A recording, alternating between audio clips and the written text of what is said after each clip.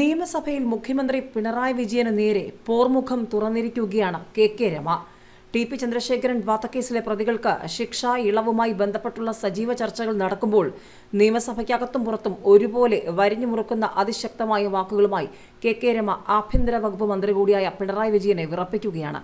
ഇതാദ്യമായൊന്നുമല്ല K Rama ചോദ്യശരങ്ങൾ കൊണ്ട് പിണറായി വിജയനെ വീർപ്പുമുട്ടിക്കുന്നത്. ഇപ്പോൾ ഇതാ വീണ്ടും രമയുടെ അതിശക്തമായ നീക്കങ്ങൾ. ചന്ദ്രശേഖരന്റെ ചോര കൊല്ലിച്ചവരുടെയും കുഴിമാടം വരെ എത്തുമെന്ന് മുഖത്ത് നോക്കി പറയണമെന്ന് കരുതിയെന്ന് രമ ആവർത്തിക്കുമ്പോൾ അത് CPM-നുള്ള വലിയ പ്രഹരം.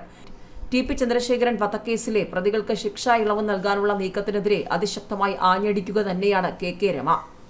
ചന്ദ്രശേഖരനെ എന്തിനു കൊന്നു എന്ന് ചോദിക്കുമായിരുന്നു. എന്തിനാണ് നിങ്ങൾ ചന്ദ്രശേഖരനെ കൊന്നത്? പകുതി കാഴ്ച നഷ്ടപ്പെട്ട ഒരമ്മയ്ക്ക് സ്പർശനത്തിലൂടെ തിരിച്ചറിയാൻ പോലും കഴിയാത്ത തരത്തിൽ എന്തിനാണ് വെട്ടിനുറുക്കിയത്? ഒരച്ഛന്റെ മകനെ അവസാനമായി ഒരു ഉമ്മ കൊടുക്കാൻ പോലും കഴിയാത്ത തരത്തിൽ, ഒരു ഭാര്യയ്ക്ക് സഹിക്കാനാവാത്ത വിധം മുഖം വികൃതമാക്കുന്ന തരത്തിൽ എന്തിനാണ് നിങ്ങൾ അത് ചെയ്തത്? അതിന് മാത്രം എന്ത് തെറ്റാണ് ചന്ദ്രശേഖരൻ ചെയ്തതെന്ന് ചോദിക്കുമായിരുന്നു എന്ന് രമ വീണ്ടും മാധ്യമങ്ങളിലൂടെ പറയുകയാണ്. പിന്നെ ചന്ദ്രശേഖരന്റെ ചോര കൊലയാളികളുടെയും കൊല്ലിച്ചവരുടെയും കുഴിമാടം വരെ എത്തുമെന്ന് മുഖത്ത് നോക്കി പറയണമെന്നാണ് വിചാരിച്ചിരുന്നത്. ഈ സഭയിൽ സംസാരിക്കുന്നത് ചന്ദ്രശേഖരൻ തന്നെയാണ്.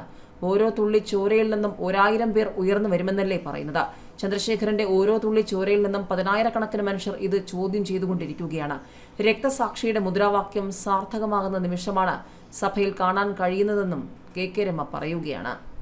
സാധാരണക്കാരുടെ പ്രതീക്ഷയായ കോടതി വിധി അട്ടിമറിക്കാനുള്ള നടപടികളാണ് സർക്കാർ ചെയ്യുന്നത്. ഇതിനെ ഹൃദയം നുറുങ്ങുന്ന വേദനയോടെ കാണുന്നു. ഈ ഒരു വിഷയം സഭയിൽ തനിക്ക് തന്നെ അവതരിപ്പിക്കേണ്ടി വരുന്നത് ഒരു സ്ത്രീയെ സംബന്ധിച്ചിടത്തോളം വല്ലാത്ത വേദനയാണെന്നും രമ പറയുകയാണ്. അന്ന് പാർട്ടി സെക്രട്ടറി ആയിരുന്ന മുഖ്യമന്ത്രി പിണറായി വിജയൻ അറിയാതെ ചന്ദ്രശേഖരനെ കൊല്ലില്ലെന്ന പൂർണ്ണ വിശ്വാസം ഇപ്പോഴുമുണ്ട്.